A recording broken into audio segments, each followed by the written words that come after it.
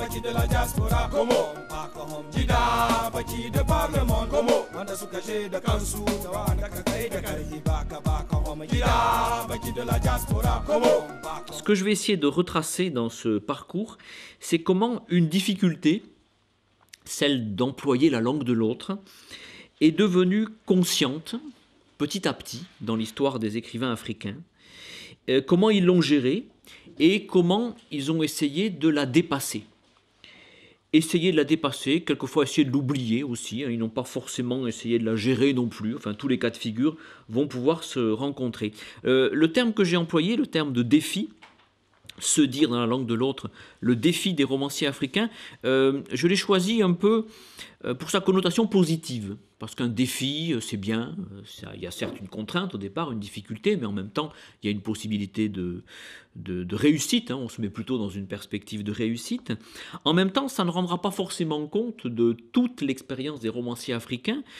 Certains vivront la contrainte de l'expression en français comme un obstacle, comme quelque chose qui les empêche de parler, comme une limitation. D'autres le verront mieux que comme un défi, d'autres le verront comme un défi, mais d'autres le verront même comme une chance, comme une opportunité. D'autres essaieront de ne pas évoquer cette contrainte-là. Donc le mot défi est, je dirais, le terme le plus positif qu'on puisse trouver pour évoquer cette situation, mais on verra que c'est vécu de façon extrêmement diverse, et en tout cas qu'il y a eu des façons très, très diverses et très contradictoires de vivre cette situation.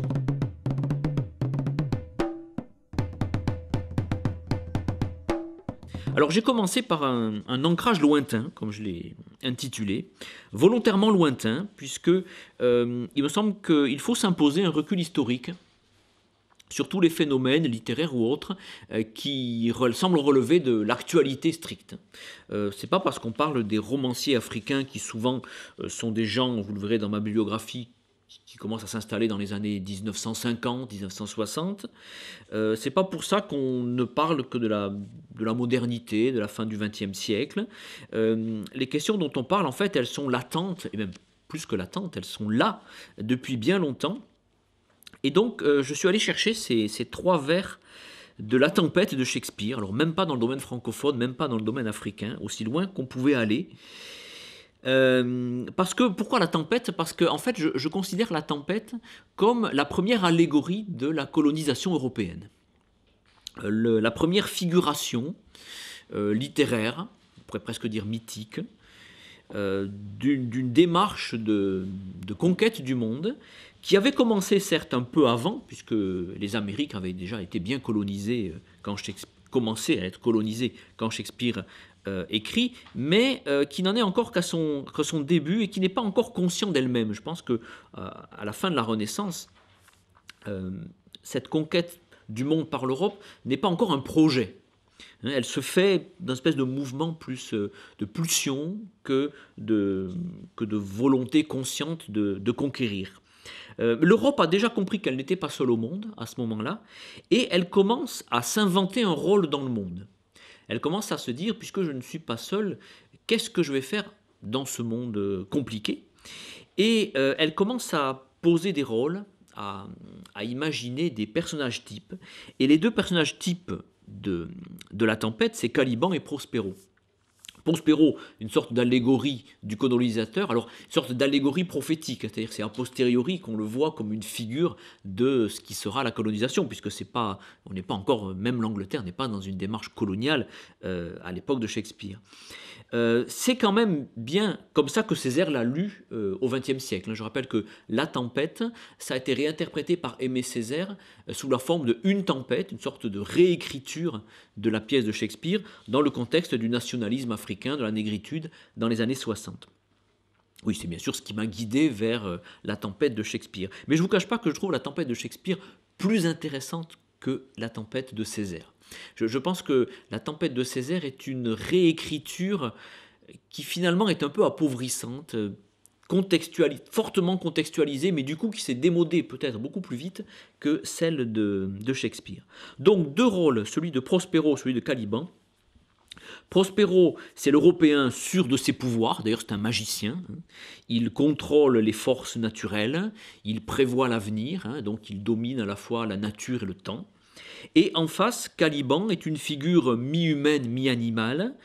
Lui est originaire de l'île, ça se passe sur une île, la tempête, c'est l'autochtone, au sens étymologique du terme. Mais en même temps, c'est l'homme non civilisé, à la frontière de l'animal, brutal, lubrique.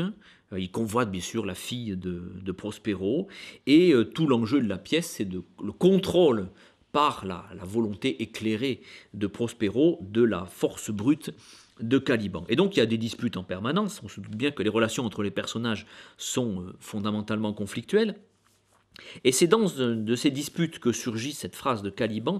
Prospero se plaint de l'ingratitude de Caliban en rappelant tous les bienfaits qu'il a apportés à Caliban, et en particulier, il vient de dire à Caliban, mais c'est moi qui t'ai appris le langage, parce qu'évidemment, dans cet imaginaire-là, Caliban ne parlait même pas. C'était une bête, quasiment, il n'était pas encore doué du logos.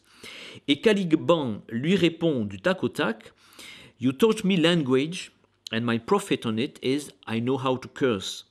The red plague read you for learning me your language. » Tu m'as appris le langage, je pourrais traduire plus souplement, tu m'as appris à parler, tu m'as appris le langage.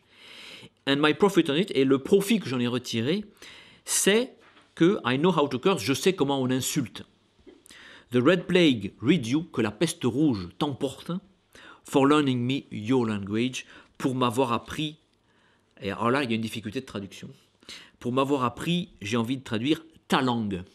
Je ne reprendrai pas le langage. Enfin, ça peut se traduire par langage encore. Mais vous savez que le mot anglais, language, c'est à la fois le langage et la langue. Il me semble qu'en tout cas, il y a un passage de language à your language on passe du général au particulier. On passe de la capacité à s'exprimer par les mots, language, à quelque chose qui est bien sûr noble, qui est une faculté humaine fondamentale, à quelque chose de beaucoup plus réduit et qui est limité donc à la propriété de Prospero, your language, ta langue, comment tu parles toi, ton code. Ce qui évidemment restreint complètement l'apport de Prospero. Et je crois que toute notre problématique, ça va être un peu ça. Comment la problématique identitaire, your language, la langue de l'autre, la langue que tu m'as apprise, va devenir petit à petit un problème dans la conscience décolonisée. D'une certaine façon, tout est déjà dit dans ce dialogue de sourds du drame de la colonisation. D'un côté, quelqu'un qui prétend civiliser et apporter le langage, et pas simplement une langue, et de l'autre, quelqu'un qui ne peut s'empêcher de dénigrer l'apport civilisateur et qui pointe l'aliénation, je ne parle que ta langue, et je ne parle pas simplement dans une langue générale, et qui pointe l'aliénation dans la situation où il est. Dialogue de sourds car il n'a pas d'issue. C'est évident que ni Prospero ne peut pas comprendre Caliban, et Caliban restera toujours totalement ingrat vis-à-vis de Prospero, qui ne sont pas dans la même logique.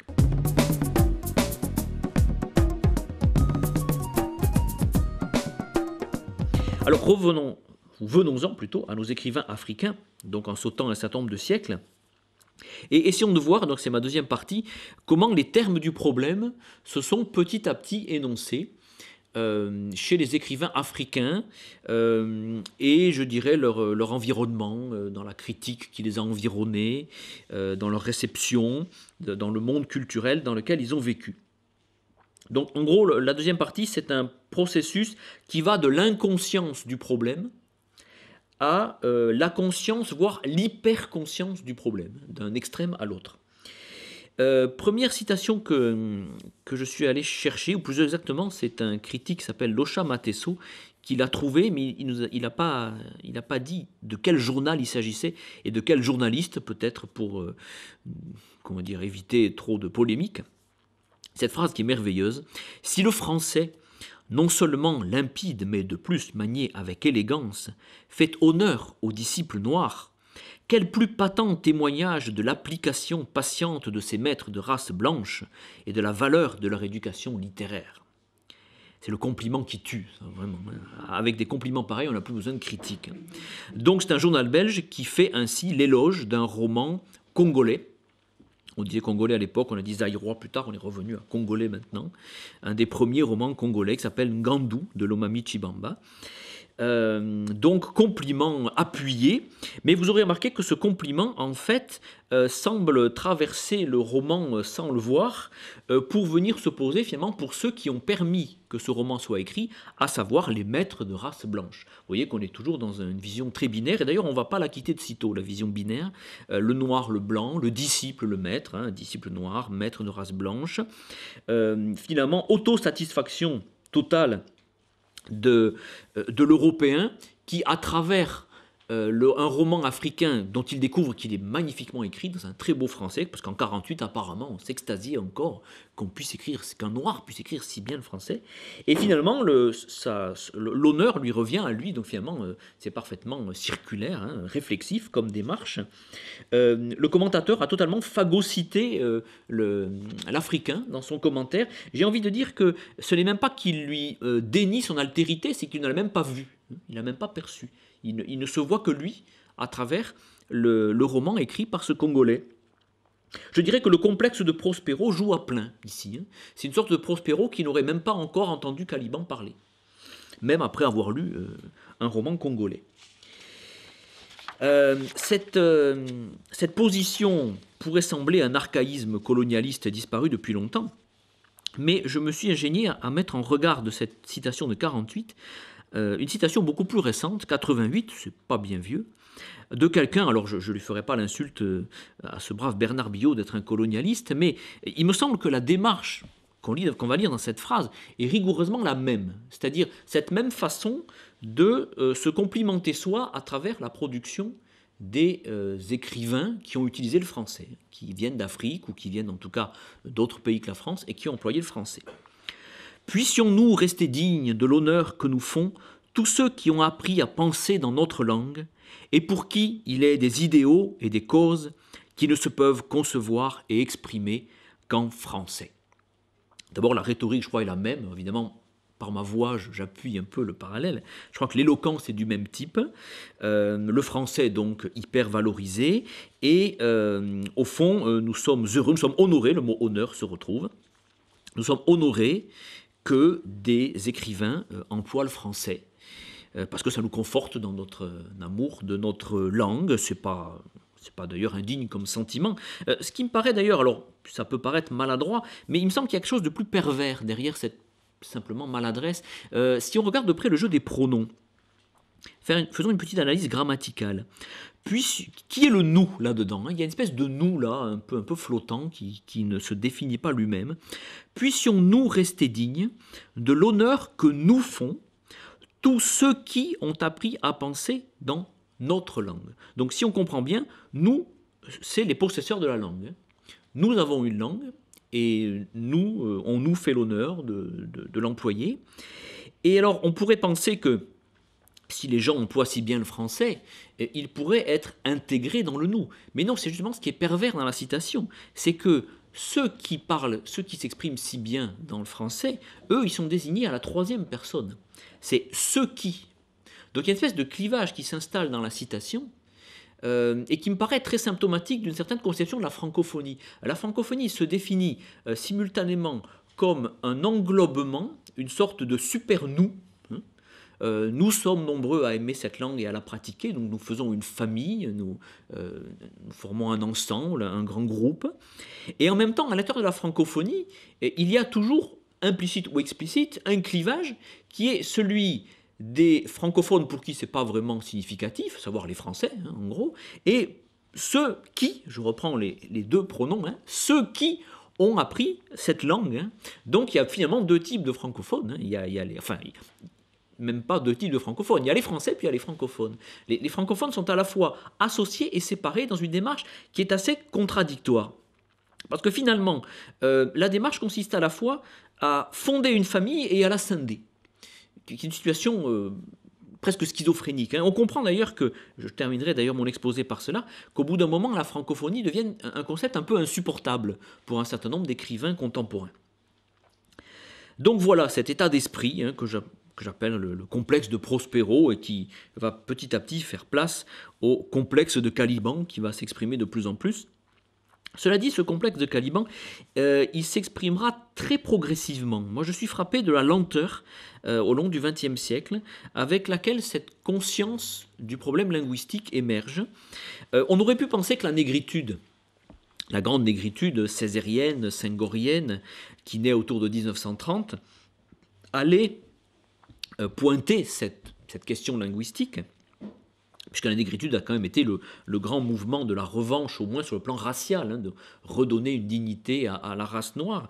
Mais la langue, c'est un peu le point aveugle de la négritude. Elle en parle très peu. On parlera de Senghor un peu plus tard, mais un Senghor déjà tardif, des années 60.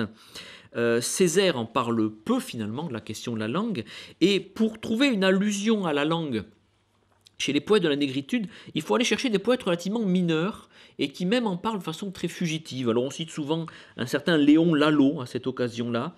Léon Lalo, c'est un poète haïtien qui dit dans les années 30, dans un poème qui s'appelle Trahison, je ne l'ai pas mis ici, comment apprivoiser, là je cite un peu de mémoire, avec des mots de France, ce cœur qui m'est venu du Sénégal. Donc on sent la dichotomie, hein. Les mots viennent de France et mon cœur vient du Sénégal. Comment faire pour apprivoiser l'un avec l'autre. Et j'ai préféré citer Rabea Rivello, qui est moins connu et qui me semble dit les choses avec peut-être plus de finesse, qui donc me donnera de pouvoir fiancer l'esprit de mes aïeux et ma langue adoptive. Alors, je pense que l'atténuation du propos tient largement à l'emploi de l'alexandrin, parce qu'alexandrin est tellement partie de la norme littéraire française que dire ça en alexandrin tout de suite, ça donne une douceur, une élégance qui semble un peu atténuer le dilemme, en tout cas le rendre presque le sublimer, je dirais. Mais il y a bien, tout de même, dans le deuxième alexandrin, entre les deux hémistiches, c'est cette tension entre l'esprit de mes aïeux et ma langue adoptive. Et la langue n'est qu'adoptive, elle n'est pas complètement, le lien n'a pas ce caractère d'intimité qu'il y a avec une langue maternelle. C'est bien ça le sens de langue adoptive. Donc sentiment d'un divorce intime, mais qui s'exprime une fois de plus fugitivement, qui ne sera pas problématisé par les poètes de la négritude.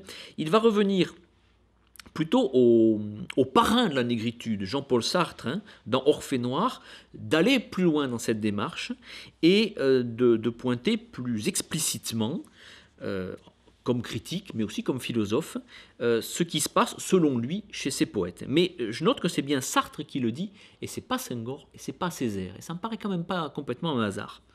Et donc Sartre, dans Orphée Noire, je contextualise un petit peu, c'est une sorte de magnifique préface, hein, mais c'est plus qu'une préface, à une première anthologie des poètes de la négritude, hein, qui est parue en 1948. On a confié la préface à Sartre et il s'en est tiré magnifiquement puisqu'il en a tiré un texte assez grandiose qui fait date dans, je dirais, la reconnaissance des poètes noirs. Il faudrait parler du décalage léger et constant qui sépare ce qu'il dit, c'est le poète noir, ce qu'il dit de ce qu'il voudrait dire dès qu'il parle de lui. Il lui semble qu'un esprit septentrional lui vole ses idées, les infléchit doucement à signifier plus ou moins que ce qu'il voulait, que les mots blancs boivent sa pensée, pardon pour la coquille, boivent sa pensée comme le sable boit du sang. Alors, formule claire, hein, globalement, on voit qu'un pas dans l'explicitation est franchi très clairement. Je fais quand même un certain nombre de remarques. D'abord, c'est assez curieux d'évoquer quelque chose d'aussi intime, parce que parler du divorce entre une langue et une sensation, c'est quelque chose qui est complètement intérieur à l'être. Et je ne peux pas m'empêcher de trouver un peu impudique cette façon de Sartre de parler. Et finalement, il parle à la place des poètes de ce qu'ils vivent au plus profond d'eux-mêmes. Il y a quelque chose qui me gêne un peu dans la démarche, même si je crois qu'il croit bien faire et il met à jour quelque chose qui virtuellement est un vrai problème. Je suis un peu gêné aussi par ce redoublement de l'antithèse noir-blanc, comme si Sartre se croyait encore condamné à cette dichotomie, à cette radicalisation du clivage, avec des mots blancs d'un côté et de l'autre du sang qu'on devine noir donc de l'autre. l'esprit septentrional qui vole ses idées. On voit que Sartre est très vite entraîné sur la pente de la métaphore. Il métaphorise énormément son propos, d'ailleurs ça lui arrive souvent dans Orphée Noir. Et on peut se demander si Sartre ne s'est pas lui-même fait absorber par ces métaphores, s'il n'est pas allé un peu trop loin dans ces métaphores, parce que finalement, ce qu'il dit, c'est presque inacceptable. Comment est-ce qu'on peut valoriser des écrivains, je vais essayer d'aller vite dans mon analyse, à la fois valoriser des écrivains tout en disant, mais ces écrivains ne peuvent pas dire ce qu'ils ressentent dans la langue qu'ils emploient. Un peu comme si à la fois ils valorisaient leur œuvre, tout en pointant l'incohérence de leur démarche et l'impossibilité de leur démarche. Donc il y a quelque chose d'assez étonnant dans cette formule, mais je crois que c'est tout le problème de notre problématique, justement. C'est-à-dire qu'à partir du moment où on le dit, ça devient tout de suite invivable. À partir du moment où on dit « oui, mais on m'a imposé cette langue, dans cette langue je ne peux pas m'exprimer », alors tout de suite l'aporie est immédiate. Mais alors pourquoi parlez-vous? Et pourquoi continuez-vous à parler cette langue? Mais alors vous devez vous taire. C'est-à-dire qu'une fois qu'on l'a exprimé, on se met en contradiction soi-même avec son acte de parole. Puisque toutes ces choses-là se disent quand même en français, se disent bien dans la langue imposée.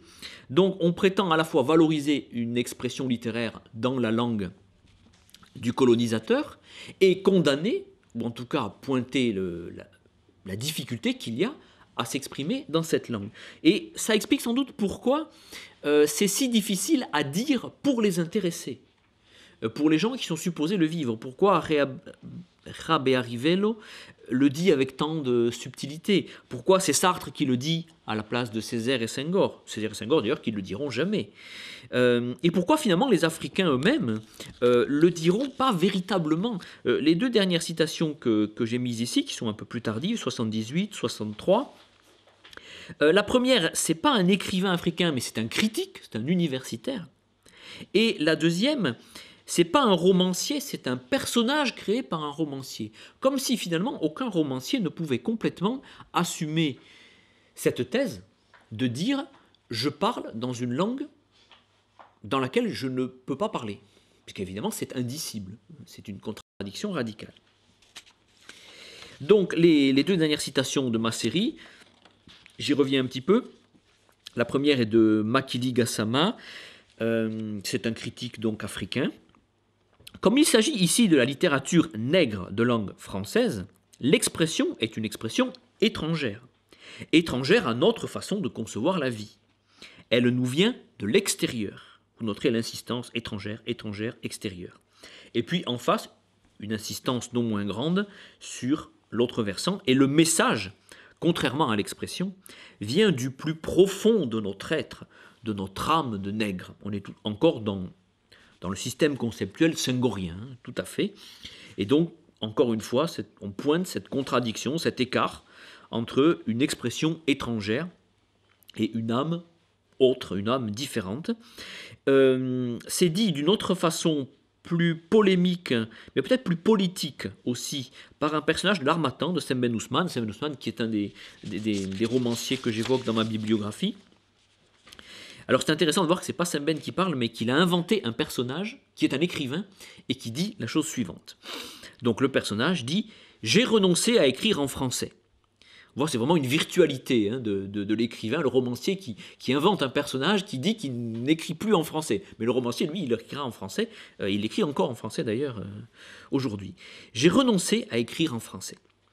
Non parce que je ne peux pas m'exprimer, mais parce que j'enrichis une langue étrangère, une langue qui n'est pas celle du peuple, de notre peuple. » Là, il y a toute la rhétorique nationaliste qui est très forte dans les années 60, une Afrique qui vient d'accéder à l'indépendance, qui s'affirme comme peuple, et évidemment, parler en français, effectivement, ce n'est pas la langue du peuple, ce n'est pas notre peuple. J'aurais pu rappeler au départ une donnée sociolinguistique que tout le monde connaît plus ou moins, c'est qu'il n'y a qu'une minorité d'Africains, bien sûr, qui parlent et qui lisent le français, même dans l'Afrique dite francophone. Donc il faut bien avoir conscience que Sembène Ousmane écrit des romans en français que son peuple ne lit pas, ou seulement une partie de son peuple, plus une élite que le peuple. C'est pour ça d'ailleurs, enfin lui au moins il a trouvé une sorte de solution de repli, c'est le cinéma. Hein. Il tournera beaucoup de films, Sembène Ousmane, il est connu d'ailleurs autant comme cinéaste que comme écrivain. Et alors dans le cinéma, là évidemment, on peut faire parler les gens dans leur langue. C'est un médium qui satisfait davantage l'exigence d'authenticité linguistique de Sembène.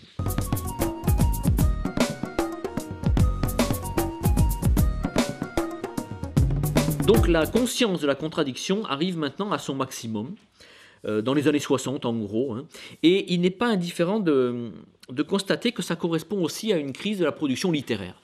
Comme si à ce moment de l'histoire littéraire, les romanciers qui avaient beaucoup produit dans les années 50 étaient tentés par le silence. Vous remarquerez que dans la bibliographie, j'ai une génération 55-61, ce qu'on appelle souvent les classiques du roman africain, les Kamaralai, Ferdinand Oyono, Mongo Betty, Sembène Ousmane, Cheikh Hamidou Kane. Mais ça s'arrête en 61. Donc il y a une très grande richesse de très grands textes dans quelques années.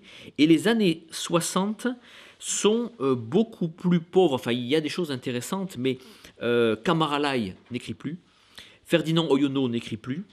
Mongo Betty, provisoirement, n'écrit plus. Il réécrira après dans les années 70-80. Sembène Ousmane écrit moins. Hein. Il publie des recueils de nouvelles, mais souvent écrites avant, mais c'est tout. Et Cheikh Hamidou Kane n'écrira plus avant la fin des années 80. Donc il y a vraiment, de toute cette génération, il y a comme un passage à vide dans les années 60 qui s'explique probablement par cette hyper-conscience linguistique, à ce moment de l'histoire africaine où écrire en français est devenu une contradictoire par rapport à la démarche de revendication nationale africaniste qui mène évidemment, qui inspire tous ces écrivains, à des degrés divers peut-être, mais qui l'inspirent, on peut dire, tous. Cela dit, il y a, en face de cette hyperconscience, des réponses non dramatiques à ce dilemme. Et c'est sur celle-là que je voudrais maintenant m'attarder, parce qu'il faut bien quand même qu'il y ait des gens qui aient justifié, même si c'est laborieux, d'avoir écrit en français, d'avoir été des écrivains authentiquement africains, et en même temps tout à fait à l'aise. En tout cas assumant la langue française. Sembène Ousmane, c'est un petit peu le cas extrême. Hein. Il passe son temps dans ses interviews à dire que certes il écrit en français, mais que s'il avait pu, vraiment il ne l'aurait pas fait. Donc il est toujours tout le temps en train de dénoncer sa propre situation, et ça le met de très mauvaise humeur. C'était quelqu'un d'assez colérique. Mais il y a des gens moins colériques, des gens qui trouvent des raisons d'expliquer ce qu'ils font. Alors évidemment, dans les non-colériques, on va trouver Senghor, hein. Ses réputations de calme et de sérénité ne va pas se démentir ici. Il écrit en 62, que conclure de tout cela? Bon, évidemment, j'ai passé, c'est la fin de l'article. Sinon que nous, politiques noirs, nous, écrivains noirs, nous sentons pour le moins aussi libres à l'intérieur du français que de nos langues maternelles. Plus libres en vérité, puisque la liberté se mesure à la puissance de l'outil, à la force de la création, à la force de création. Argumentation un peu forcée vers la fin quand même. La liberté se mesure à la puissance de l'outil, une espèce de raccourci entre le concept très général de liberté et puis la réduction de la langue à un outil. Il me semble qu'il y a une petite rupture logique ici. Mais ce n'est pas là-dessus que j'ai envie d'insister. Ce que je constate, c'est que Senghor, de façon relativement dédramatisée, assume une position qu'on pourrait appeler la position francophile, traditionnelle et pragmatique. Francophile parce qu'il assume, il reconnaît aux Français une valeur propre, hein, une valeur de grande langue de culture, une valeur de langue de communication, de langue belle, élégante. Il n'a pas de mots assez lyriques dans d'autres articles pour dire tout ce qu'il aime dans la langue française. C'est vraiment un amoureux du français. En même temps, c'est une position pragmatique, puisque ce qu'il nous dit, c'est que le français, c'est non seulement une belle langue, mais c'est aussi une langue qui permet de créer. C'est un outil de création, et implicitement, il y a, je crois, dans cette démarche, le français langue de culture, qui permet d'être entendu, qui permet d'être lu, qui permet à des gens de partager cette pensée, cette création. Donc une position qui se tient. Hein. Bon, il est de bon ton souvent de relire Senghor avec un peu de sarcasme, en disant, bon, c'est quand même bien désuet, tout cela, par certains côtés, je crois que c'est effectivement désuet. En même temps, cette démarche pragmatique, si elle a été si souvent citée comme exemple, si elle a continué d'inspirer de nombreux intellectuels, et pas seulement des intellectuels, depuis que Senghor écrit, c'est que ça correspond quand même à une position tenable dans la durée et une position qui n'est pas absurde. Cela dit, la limite de cette position, c'est que le choix se fait par exclusion. On commence par dire qu'il y a les langues maternelles et qu'il y a le français, mais finalement, puisqu'il faut faire un choix, Senghor choisit le français, et donc la langue maternelle, on n'en parle plus. La langue maternelle, elle se retrouve évacuée du champ de la création. Je dirais que Senghor qui pourtant a toujours été le chantre du métissage culturel, n'a jamais théorisé un quelconque métissage linguistique. Pour lui, une langue, ça se choisit, et on choisit une langue ou une autre.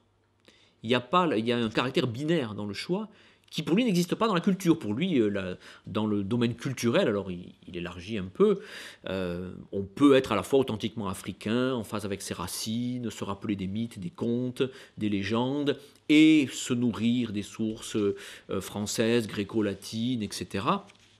Donc il y a un métissage culturel qu'il conçoit et qu'il pratique, mais il ne voit pas comment, sur le plan du choix d'une langue, on pourrait opérer ce même mélange. On ne mélange pas les langues chez Senghor. D'ailleurs, on ne les mélange pas non plus chez Césaire. Césaire a beau être réputé plus moderne dans sa poétique que Senghor, Césaire ne comprendra jamais très bien comment on peut écrire en créole et comment on peut mélanger le français et le créole comme l'ont fait les derniers écrivains antillais. Donc là, il y a pour Senghor un choix radical. On choisit un code en conscience, en essayant de sauver quand même la culture africaine au passage, mais la langue africaine, elle est quand même éliminée du terrain. Et c'est là qu'on va voir que ce n'est pas la seule réponse possible. Pour synthétiser cette position de Senghor, je dirais que, en revenant à mon mythe de Prospero, enfin mon double mythe Prospero-Caliban, je dirais que Senghor, c'est Caliban qui devient Ariel. Je n'ai pas parlé d'Ariel tout à l'heure, mais Ariel, c'est le personnage intermédiaire entre Caliban et Prospero. C'est celui qui est de l'île, mais qui choisit de collaborer avec Prospero, qui choisit de mettre ses propres talents au service de Prospero, et Prospero, bien sûr, le récompensant de ses services. Donc, c'est un petit peu position médiane et pragmatique, celle de la collaboration, mais je voudrais enlever la dimension trop polémique qu'on met quelquefois derrière ce mot, le choix raisonné et un peu résigné peut-être aussi, d'une collaboration en essayant de sauver ce qui peut être sauvé. Autre position qui me semble un peu différente, donc c'est dans la deuxième page, celle d'Henri Lopez, un écrivain africain dont on ne parle pas beaucoup depuis quelques années, il me semble pourtant un des plus importants, je l'ai cité en bibliographie, qui dit en 87, alors il y a quand même 25 ans, 25 ans sont passés depuis la citation précédente. Il assume lui aussi sa francophonie, mais d'une façon que je crois assez différente. Je trouve pour ma part heureux que Senghor et Césaire se soient exprimés en français. Sinon, je n'aurais jamais pu les lire, et jamais ne serait déclenchée en moi cette révélation, grâce à laquelle s'est produite la découverte de mon identité et ma vocation d'écrivain. C'est avec un texte en français qu'a débuté ma décolonisation mentale. Alors ça, c'est intéressant parce qu'on reconfigure complètement le problème. On quitte cette espèce de binarité français, langue coloniale, et en face, langue africaine, réputée pure de la colonisation. En fait, Henri Lopez constate qu'il y a une histoire du français qui n'est pas qu'une histoire de la colonisation. Il y a eu aussi une décolonisation en français. Et lui, il est l'héritier de ça. Il arrive 25 ans après. Et il nous dit, il n'y a pas que l'assimilation coloniale dans le français, il y a aussi la révolte. Et il réassocie, ou il associe plutôt, l'identité et le français. Sans cette lecture en français, je n'aurais pas découvert mon identité. Donc l'identité, c'est grâce au français, et non pas malgré le français, qu'il l'a découverte, qu'il en a pris conscience. Et je trouve que cette reconfiguration est très intéressante parce que là, on a presque envie de dire c'est une réécriture de Prospero Caliban, une sorte de réécriture optimiste du mythe. Alors, en souriant un peu, je dirais que Prospero est mort et Caliban a épousé Miranda. Prospero est mort, le père n'est plus là, et Caliban a épousé Miranda. Miranda, c'est la fille de Prospero. Et ensemble, ils ont eu plein d'enfants. Ils ont fondé une merveilleuse famille francophone et métissée. Et le problème de la possession de la langue ne se pose plus. Possession de la langue, possession de la terre, tout est résolu. On quitte le dilemme, en fait. Et ça me paraît assez révélateur, cette volonté de quitter le dilemme pour essayer de passer à autre chose. Pas seulement de la génération d'Henri Lopez, mais aussi de générations plus jeunes, qui n'ont plus envie de systématiquement traiter ce problème de la langue sur le mode du conflit, qui voudraient qu'on ne lise pas toute l'histoire sur le mode Prospero-Caliban, mais qui constatent qu'eux, ils sont de la génération d'après. Et que là, il faut se positionner autrement. Troisième position, dédramatiser, mais là, une dédramatisation que je trouve un peu facile. Je ne vous cacherai pas même si c'est très séduisant. C'est un linguiste cette fois, c'est pas un écrivain qui parle. Et c'est un linguiste, Pierre Dumont, que j'estime tout à fait par ailleurs pour ses travaux, mais qui dans cette formule me paraît aller un peu vite. Il dit, on assiste là, alors j'aurais dû donner le titre de l'ouvrage, ça s'appelle « Le français langue africaine ». Toute la thèse est dans le titre. Le français, langue africaine, est une langue africaine. On assiste là, dit-il en conclusion, par le biais de la langue populaire, la plupart des expressions citées étant des calques de langues africaines maternelles utilisées par les locuteurs non lettrés ou peu lettrés, à une véritable appropriation de la langue française par les Africains. Alors évidemment, si les Africains se sont appropriés le français, on ne voit plus où est le problème. Le problème n'existe plus puisque c'est leur langue. Si c'est leur langue, c'est plus la langue de l'autre. Donc tout le dilemme et toute la conscience déchirée qu'on avait observée jusqu'à maintenant n'a plus lieu d'être. Il y a une véritable révolution là qui s'est opérée. Alors pourquoi je suis un petit peu sceptique sur ce propos ? Parce que il me semble que, d'abord, il y a une approximation linguistique, là que je ne pardonnerai pas tellement à Pierre Dumont, c'est de prétendre que le français des Africains de maintenant, puisque en fait il essaie de nous expliquer que les Africains pratiquent un nouveau français qu'on appelle le français d'Afrique. Ça a été la grande mode dans toutes les années 90, ça se calme un peu maintenant. Le français d'Afrique était une sorte de signe évident que les Africains s'étaient approprié le français et que donc le français avait pris racine en Afrique. Espèce de victoire de la colonisation 50 ans après les indépendances, et que donc c'était merveilleux, maintenant le français était une langue africaine. Et alors, Dumont prétend que ce français d'Afrique, il vient d'un certain nombre de calques, qu'on calque les langues africaines maternelles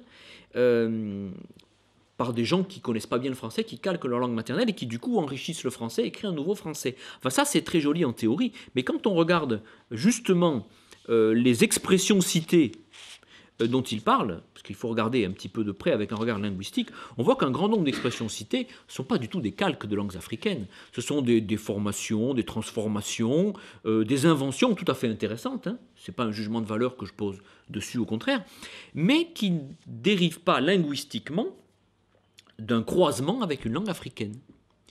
C'est inventé par des Africains, c'est du langage populaire africain, c'est authentiquement africain si on veut, mais ça n'a pas grand-chose à voir avec les langues africaines, sauf ponctuellement, évidemment, ces calques arrivent, comme tous les bilingues font des calques un jour ou l'autre. Mais le français d'Afrique, les linguistes le regardent d'un peu plus près maintenant, et il ne dérive que secondairement des calques de langues africaines. Autrement dit, le français d'Afrique ne doit pas non plus être paré d'une espèce de prestige mythique, d'être le résultat d'un métissage linguistique. Ce n'est pas exactement ça, le français d'Afrique. Français d'Afrique, d'abord, il y a plusieurs français d'Afrique. Selon les villes africaines, ce n'est pas le même. C'est une espèce de parler populaire, effectivement, venant de locuteurs non lettrés, peu lettrés, qui forcément n'étant plus sous le contrôle de l'école, transforme la langue, et ça donne des choses extrêmement intéressantes, mais ce n'est pas une langue qui existe à l'échelle de l'Afrique d'abord, ce n'est pas devenu le nouveau pidgin, non, c'est On n'est pas dans ce schéma-là. C'est pas devenu un nouveau créole non plus, hein, pour ceux qui feraient le parallèle avec les Antilles. On sera peut-être là dans un siècle, c'est pas exclu, mais on en est encore vraiment très loin. Et surtout, c'est pas la solution de tous les problèmes linguistiques. Et en particulier, c'est pas une langue d'expression littéraire à grande échelle. Pourquoi ? Parce que quand les écrivains utilisent le français d'Afrique dans leur texte, c'est toujours avec une distance. Hein, c'est toujours à titre d'exemple, avec de l'humour. Et en particulier Henri Lopez, je reviens juste un peu en arrière, dans Le Pleurer Rire, qui est son meilleur roman sans doute, il fait des références au français d'Afrique, il en emploie, mais alors c'est entre guillemets, c'est en italique, c'est avec humour, c'est pour caractériser le parler d'un personnage, ou alors il y a un moment une page entière entièrement en français d'Afrique, mais quand on regarde de près on s'aperçoit que c'est du français d'Afrique fabriqué, hein, en fait c'est un faux français d'Afrique, très amusant d'ailleurs, très très littérairement tout à fait savoureux, mais quand même largement fabriqué. Donc le français d'Afrique en lui-même n'est pas une langue littéraire, en tout cas pas à grande échelle. Et en plus, je dirais que maintenant, après cette mode, il est devenu en régression. La dernière génération d'écrivains africains l'utilise peu, ou pas plus en tout cas que la précédente, à titre de marquage des personnages, comme marqueur de l'origine du personnage, mais presque de façon naturaliste, hein, un peu comme Zola faisait parler un petit peu ses ouvriers avec le langage de la mine. Bon, ben pour marquer sociologiquement le personnage, on va mettre dans sa bouche quelques expressions de français d'Afrique, toujours un peu les mêmes, bien en italique, compréhensibles par tout le monde, pour que ça reste quand même dans le cadre d'une communication littéraire non troublée. Donc, ne pas croire que l'appropriation du français par les Africains, qui est sans doute un fait, hein, va déboucher automatiquement sur un langage populaire qui va devenir le nouveau langage littéraire. Je crois que ça, c'est quelque chose avec quoi il faut faire attention. J'ajoute qu'il y a un certain nombre de brouillages qui s'opèrent. Par exemple, dans l'inventaire des particularités lexicales du français en Afrique, on trouve des mots qui ont été inventés par Henri Lopez.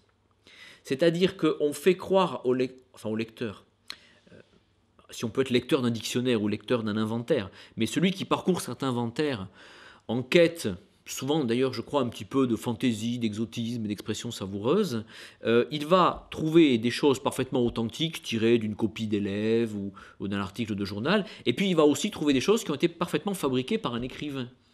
Mais comme c'est dans l'inventaire, les gens croient que c'est authentique. Et donc, ils finissent par l'utiliser comme une invention africaine populaire. Il y a comme ça des mots qu'Henri Lopez a fabriqués et qu'on m'a ressorti un jour. Ah oui, c'est du français d'Afrique, c'est la rue qui l'a inventé, alors que ça n'est attesté nulle part avant le roman de Lopez. Donc vous voyez ce brouillage entre la langue du peuple et la langue littéraire. La langue du peuple, elle existe, mais la langue littéraire la récupère, la déforme, la nourrit aussi, il fait une espèce de circularité. On pourrait trouver des choses comme ça autour de l'argot aussi. C'est assez complexe les rapports entre l'argot et la littérature. Parce que l'argot est aussi quelque part une fabrication d'une certaine littérature. Bon, je vais peut-être m'écarter un peu, mais je ne crois pas qu'il faille rêver d'une solution par la langue populaire de toutes les difficultés linguistiques. En tout cas, ce n'est pas ça que nous dit le roman.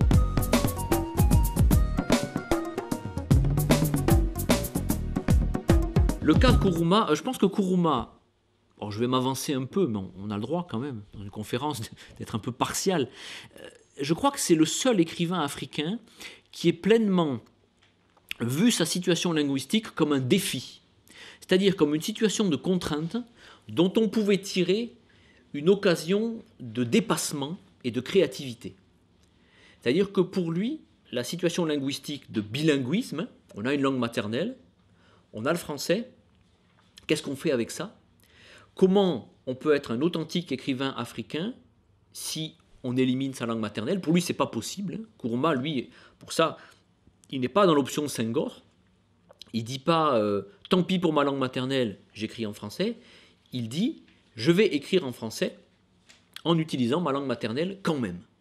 Il va tenter, et rares sont les écrivains qui l'ont vraiment tenté, une sorte de fusion, une sorte de fabrication d'un langage littéraire qui va réutiliser les ressources de la langue maternelle dans du français. Et ça donne ce que vous avez dans l'extrait, que je n'ai pas moi-même ici, oui, parce que j'ai laissé dans mon cartable. que je vous laisserai lire le deuxième des deux extraits. Hein. Donc j'ai mis en regard pour expliquer mieux, mais ce n'est pas quelque chose que je vais exploiter parce que ça serait un peu technique et un peu laborieux. J'ai mis en regard deux textes. Les bouts de bois de Dieu de Sembène Ousmane, un extrait des bouts de bois de Dieu, et le début des Soleils des Indépendances d'Amadou Kourouma. Il n'y a pas beaucoup de temps entre ces deux textes, hein, il y a 8 ans, même pas, parce que les Soleils des Indépendances, ça paraît en 68, mais en fait ça a été écrit en 64-65. Donc il y a en gros 5 ans entre la production des deux textes. Donc c'est pas grand-chose hein, à l'échelle de l'histoire littéraire. Et vous allez voir à quel point Kourouma rompt avec une certaine pratique stylistique. En clair, hein, Sembène Ousmane essaie de marquer de façon très naturaliste l'appartenance de ces personnages en insérant des petits mots bambara, arabe, mais surtout bambara, dans un texte en français. Et donc il met de la couleur locale pour aller vite, et c'est sa façon d'essayer de dépasser le dilemme linguistique, mais façon qui ne satisfait pas lui-même, hein, parce que dans ce petit jeu, la langue africaine est réduite à des éléments assez décoratifs. Et Kourouma procède très différemment. Dans Kourouma, vous n'avez pas un seul mot malinké. Alors le malinké, c'est la langue maternelle de Kourouma. Il n'y a pas un seul mot malinké. Et en même temps, à chaque fois que j'ai souligné, hein, et il a fallu que je souligne, hein, c'est moi qui ai souligné, alors que chez Sembène, je n'ai pas besoin de souligner, c'est en italique. Hein. Donc le texte met en relief lui-même les moments où c'est pas français. Hein, pour nous signaler, attention là, j'emploie un mot qui n'est pas français. Alors que Kourouma, il ne met rien en italique, il ne met rien entre guillemets. Il n'y a aucune note en bas de page. Mais à chaque fois que j'ai souligné, il y a un usage du français calqué sur le malinké. C'est-à-dire qu'on emploie les mots à la façon du malinké, on tourne les phrases comme les tournerait le malinké, et c'est vraiment identifiable. Hein. Je me suis astreint à travers une grammaire du malinké, un lexique du malinké, à chercher quel était le mot, l'expression, la structure syntaxique qu'il y avait derrière. Je l'ai fait que sur une dizaine de pages, hein, rassurez-vous, sinon je pouvais y passer beaucoup d'années. Et donc c'est complètement différent parce que le malinké infuse dans le français, si vous voulez. Hein. Il est là, mais en même temps, il n'est pas affiché comme malinké, il est dissimulé. Même le titre du roman, c'est du malinké, en fait. Les Soleils des Indépendances, ça veut dire le temps des indépendances. Parce qu'en malinké, pour dire une époque, une période, une ère, on le dit les jours, mais les jours, ça s'emploie de façon, périphrastique par les soleils. Donc les soleils, ça veut dire les jours des indépendances, le temps des indépendances. Donc les Soleils des Indépendances, c'est une expression qui veut dire tout simplement l'époque des indépendances, rien de plus. Or, quand on le lit, ne connaissant pas le calque, enfin ne connaissant pas le sens du calque, on a l'impression, les Soleils des Indépendances, que les indépendances, on a l'impression que c'est une métaphore, que les indépendances sont un soleil qui illumine, que c'est quelque chose qui dispense la vie, la lumière, et c'est pas ça du tout le sens. C'est pas ça du tout. Quand on regarde le texte, on voit qu'il y a pas une escroquerie parce qu'il la révèle, mais il y a quelque chose de l'ordre de la manipulation humoristique. Donc voilà deux façons très différentes. Alors évidemment avec Kourouma c'est littérairement beaucoup plus intéressant qu'avec Sembène, et même si j'aime tout autant Sembène que Kourouma, parce que là on a vraiment un français non académique, un français qui se fabrique hors des canons du français de France, et qui a eu énormément de mal à être reconnu dans le champ de la francophonie. Il faut quand même savoir que Kourouma n'a pas réussi à être publié par les éditeurs français. Là, il y aurait toute une histoire. Il a dû partir au Canada, il a gagné un concours qui a donné un prix, qui a donné une notoriété. Un universitaire est revenu à Paris en disant « lisez ça ». Ça s'est diffusé dans un petit cercle et quelques années plus tard, c'est devenu une des têtes des meilleures ventes du Seuil, de les grands éditeurs parisiens Le Seuil qu'il avait très explicitement refusé en 1965, le manuscrit de Kourouma, en disant « apprenez d'abord à écrire en français, s'il vous plaît, avant de nous envoyer des manuscrits ». Et maintenant, Kourouma, vous savez, récemment, enfin peu avant sa mort, prix Renaudot, aujourd'hui encore l'écrivain africain le plus lu probablement, enfin écrivain africain francophone, le plus lu actuellement. Donc l'invention d'un style, la création d'un espace où vraiment on peut être à la fois dans sa langue et dans la langue de l'autre, en modifiant vraiment le code même de l'expression. C'est une attitude artistique en fait, artistique au sens où l'artiste c'est celui qui convertit la contrainte en créativité. Il part d'une contrainte et il en fait un outil de créativité et il en fait quelque chose d'artistique, d'unique. Là où Senghor finalement n'est pas arrivé à conceptualiser cette démarche-là, lui qui pourtant est un artiste aussi, mais avec d'autres moyens.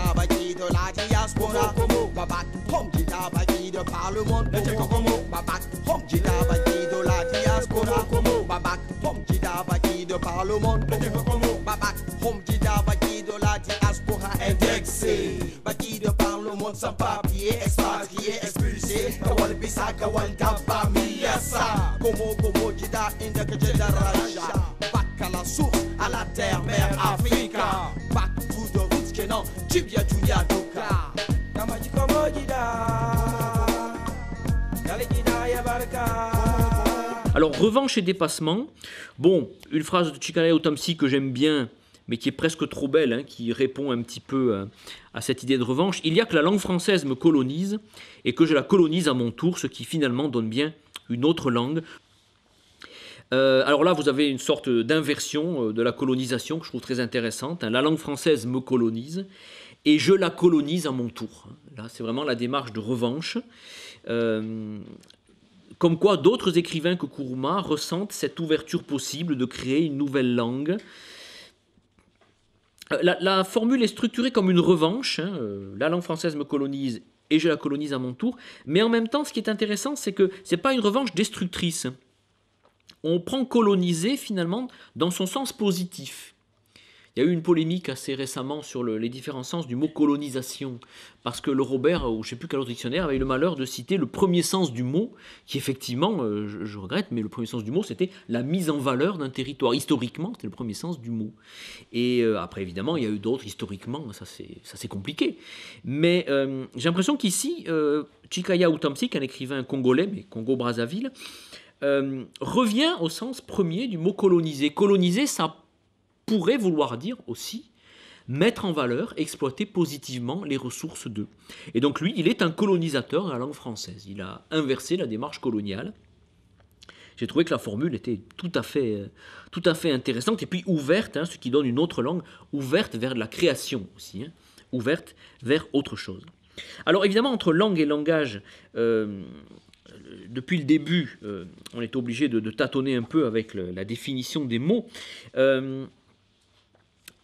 La première citation d'Édouard Glissant, en fait, je vais en citer que la fin, parce qu'elle est un peu longue et difficile à analyser en détail, parce que c'est la formule finale qui m'intéresse. Édouard Glissant, alors là, je quitte le domaine africain pour aller aux Antilles, mais je crois que souvent les Antillais ont théorisé avec plus d'audace les problèmes que vivent les Africains, et le problème que vivent tout le monde d'ailleurs, hein, pas seulement les Africains et les Antillais. Édouard Glissant nous dit « La langue crée le rapport, le langage, la différence, l'un et l'autre aussi précieux. » La langue crée le rapport, on a besoin quand même d'une langue pour être en rapport les uns avec les autres, hein, être dans la communication. Donc on a besoin d'une langue commune. Le langage, pour Glissant, c'est ce que l'on fait de la langue. C'est ce qu'on fabrique à partir de la langue commune.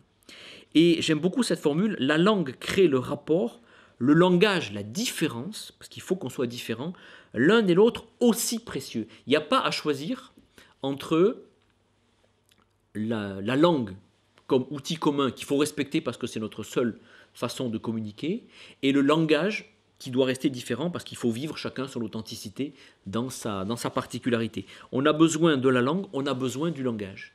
Et n'importe quel homme, et là je crois qu'il est à un degré de généralité que je crois très intéressant, n'importe quel homme a besoin à la fois de la langue qui le met en rapport et de construire un langage qui lui fait marquer sa différence.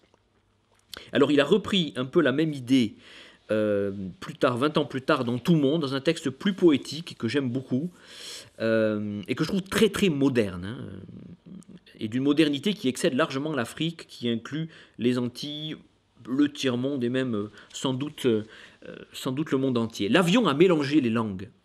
Te voici en présence de toutes les langues du monde. Il faudra que tu déboussoles celle que tu pratiques. Vous ne pouvez pas la laisser trotter aussi mollement jusqu'à saturation. Et si tu disposes d'une autre langue, non pas en réserve, mais dans la ressource de ta vie, alors vous convoquez le choc, l'éclat, mais d'en dessous, la chatoyance sans afficha, où l'une par l'autre, ces langues se révèlent à elles-mêmes et au monde qu'elles vivent. Il me faudrait une soirée entière pour commenter ça. Donc, ce que je trouve intéressant dans cette formule de Glissant, c'est qu'on n'est pas dans le choix entre une langue et une autre. On assume qu'on est bilingue et l'autre langue est une ressource, ce n'est pas quelque chose qu'on met de côté. Et ça, c'est très bien dit dans le glissement de une langue en réserve et une langue qui est dans la ressource de ta vie. La langue en réserve, c'est la langue qu'on a abandonnée, qu'on a mis de côté, bon, qui est en réserve, mais un peu comme un retour, un peu régressif. Et là, cette langue, il faut la mettre dans la ressource de sa vie. Il faut s'en servir, il faut la convoquer, il faut la faire venir. Et donc évidemment, on est dans une démarche poétique, parce que ce choc, cet éclat, cette chatoyance, c'est l'éloge d'une pratique poétique de la langue. Poésie pas réservée aux poètes professionnels, mais une poésie qu'il demande à chacun de créer finalement avec ses ressources linguistiques. En même temps, il y a quelque chose, il y a comme une petite méfiance de Glissant devant ce que cette créativité linguistique, ce que cette créativité pourrait avoir d'un peu folklorisant. Il nous dit l'éclat mais d'en dessous, la chatoyance sans afficha, c'est-à-dire sans être affiché. Parce qu'il croit que tout ce travail doit se faire dans une sorte de pénombre, de semi-conscience, que ça ne doit pas non plus être trop mis en avant parce qu'on risquerait de tomber dans des effets exotiques, des effets faciles.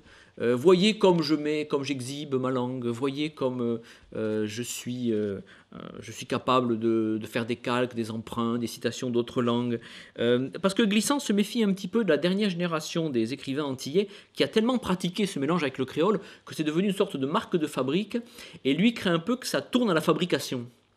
Et comme il craint que ça tourne à la fabrication, ce mélange créole-français, il se méfie un peu, il dit l'éclat mais d'en dessous, la chatoyance sans afficha.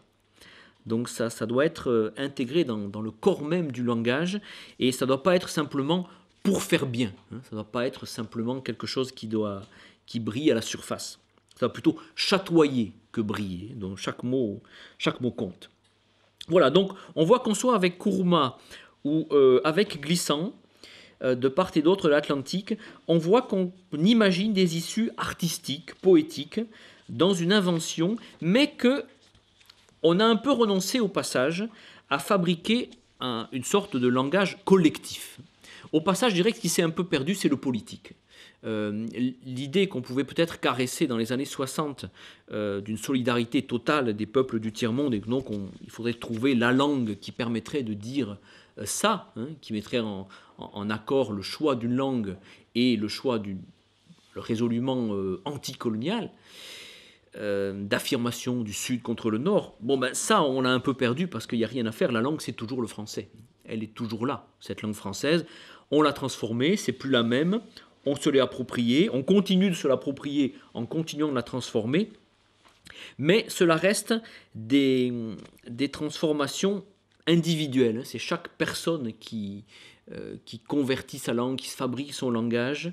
On n'a pas trouvé la langue, en fait, qui serait une sorte de langue communautaire dans laquelle on retrouverait le confort de la langue maternelle. On est passé dans un français différent, mais un français qui est à tous, qui est ouvert au grand vent du monde.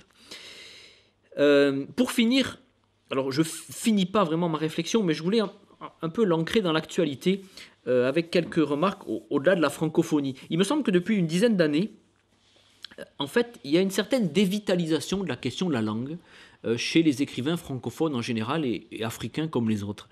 Pourquoi dévitalisation ? Parce que je l'ai senti quand j'ai rédigé ma thèse il y a une dizaine d'années, c'était très à la mode. Il y avait énormément d'articles sur la langue, quelle langue, etc.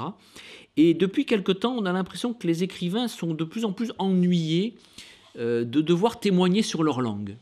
La question leur paraît répétitive, lassante, et ce malaise on le sent depuis un certain temps, puisque j'avais déjà repéré il y a quelques années cette phrase de Tahar Bekri, qui est un poète du Maghreb, je ne sais plus quel pays exactement. Il dit quelque chose qu'on n'entendait pas trop à l'époque, mais qu'on entend mieux maintenant. Il dit « Le fait francophone finira par se dresser entre l'écrivain et son œuvre, s'il ne sert à un certain discours que pour évaluer une dimension du texte, fût-elle aussi grave que celle de la langue. le risque est grand de ne pas réussir à être parfaitement à l'écoute de toutes ces voix qui veulent rompre le silence, même par le biais de la langue de l'autre. Ce qui compte pour Tahar Bekri, donc, c'est la voix, c'est le caractère singulier, personnel de ce qui est dit, et peu importe que ce soit par la langue de l'autre. Il nous dit ici, ne mettez pas toujours la langue entre nous et vous, ne mettez pas la langue comme un obstacle, écoutez notre voix. Et en quelque sorte, essayez de faire abstraction de la langue. Ça paraît difficile à imaginer pour un analyste, on ne peut pas faire abstraction de la langue, mais il lui semble qu'il y a d'autres dimensions dans le texte que celle de la langue, et sans doute est-il fatigué aussi de devoir toujours répondre aux mêmes questions. Pourquoi écrivez-vous en français? C'est pas trop difficile pour vous? Qui lit votre langue? Est-ce qu'on vous comprend bien? Enfin, toutes ces questions, les écrivains en ont vraiment assez. Il ne faut plus, au passage, si vous rencontrez un écrivain africain ou antillais, ne lui posez plus la question. C'est fini, ils sont saturés avec ça, parce qu'on l'a beaucoup posé, et il faut continuer à écrire et continuer à travailler. Il ne faut pas que le fait francophone, le fait de parler français, soit une espèce de point de polarisation de la discussion, comme si on ne pouvait parler que de ça, en bien ou en mal, mais ne parler que de ça. Et je trouve un écho de ce désir d'aller un peu au-delà de l'appartenance linguistique, de la pratique d'une langue, de la part des écrivains, dans un texte beaucoup plus récent. Je ne sais pas si vous avez entendu parler de cet essai collectif qui est paru cette année, pour une littérature monde. Ce n'est pas uniquement Alain Mabankou qui l'a écrit, je l'ai ici d'ailleurs, c'est le seul livre que j'ai amené, s'il fallait en choisir un. C'est un essai extrêmement intéressant sur toutes les questions littéraires d'expression actuelles dans le monde francophone au sens large. Il n'y a pas que des Africains, loin de là, même s'il y a un bon nombre d'Africains dedans. On essaie un peu de ne plus s'enfermer dans cette notion de francophonie, que ce soit pour en dire du bien ou du mal. C'est-à-dire la question n'est plus d'être un francophone heureux comme Senghor, ou d'un francophone malheureux comme Sembène, ou d'un francophone qui a réussi à trouver sa place comme Kourouma ou Glissant.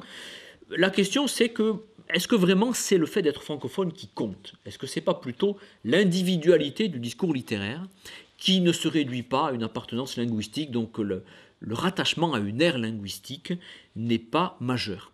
Et ce que cherche à revendiquer Mabankou notamment, dans un des textes majeurs de cet essai, c'est cette idée que l'écrivain, il n'appartient pas exclusivement à un terroir, à une origine, à un territoire, il est quelqu'un de mobile.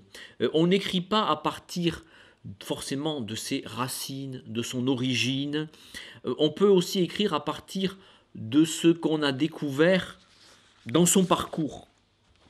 Alors la formule est un peu compliquée, mais je vais la lire quand même. La littérature monde part du constat qu'il nous faut désormais imaginer l'écrivain dans sa mobilité, et non pas donc dans son enracinement, dans son identité, dans sa mobilité et dans l'influence que suscite en lui l'émerveillement de ce qui ne vient pas nécessairement de son univers.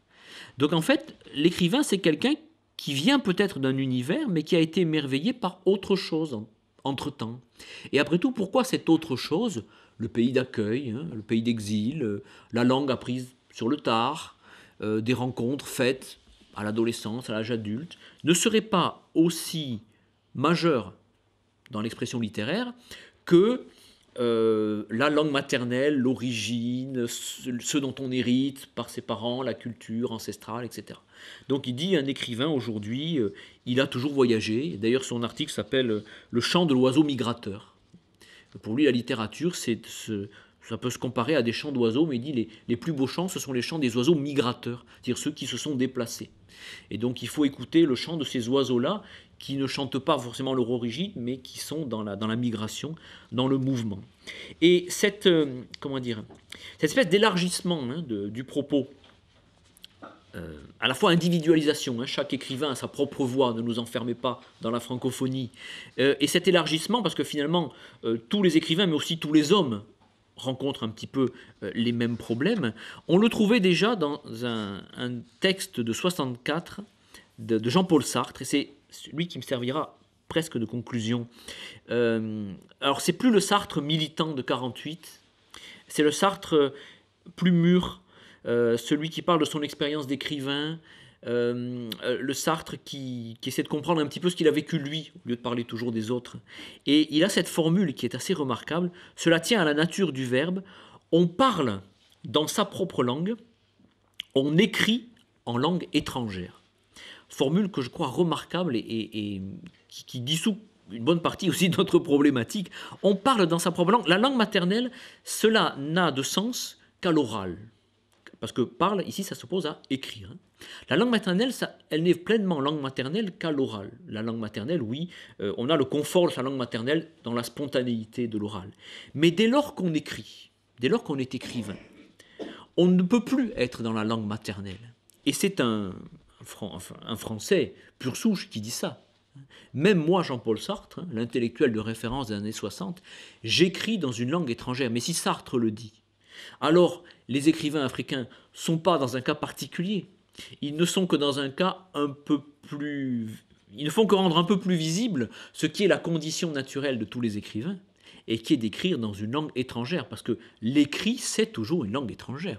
L'écrit, c'est pas la langue de la famille, c'est pas la langue de la maman, c'est pas la langue du papa non plus. L'écrit, c'est appris en fonction de codes sociaux, c'est appris à l'école, c'est appris à l'université. L'écrit, c'est toujours une langue étrangère. Donc cette idée qu'au fond, l'écrivain écrit toujours une langue étrangère, du coup, je dirais que les écrivains noirs et africains se sentent moins seuls.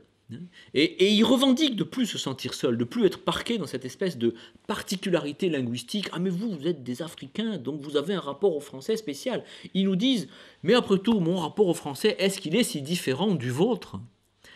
Et même s'adressant à nous occitans, s'il y en a, il va y en avoir dans la salle, est-ce que nous n'avons pas un peu le même problème ? Est-ce que notre langue, c'est le français ? Oui, mais depuis pas si longtemps que ça, et pas complètement. Moi, je dis souvent à certains Africains, tu sais, moi, mon grand-père non plus parlait pas tellement français, il n'écrivait pas, le tien non plus, oui, bon, au fond, à quelques générations près, je veux dire, dans quelques générations, on verra plus tellement, en termes d'ancienneté de l'imprégnation du français, on sera quasiment à égalité. Donc, on écrit en langue étrangère. Je crois que c'est la chose à méditer. Et puis, de toute façon, écrire, c'est toujours être dans une forme d'étrangeté. Donc, les attitudes par rapport à la langue ne sont pas le problème uniquement des écrivains. C'est ce que j'essaie de faire sentir à la fin. Je crois que c'est le problème de tout le monde. Parce qu'on est presque tous bilingues. Alors, pas tous, je sais, il y a des gens qui sont monolingues, mais même à l'intérieur d'une seule langue, il y a toujours plusieurs langues, il y a toujours plusieurs registres, plusieurs façons de la parler. Donc, on est tous dans la pluralité linguistique. Les écrivains africains, ils ne font que vivre un peu plus radicalement, peut-être, cette hétérogénéité.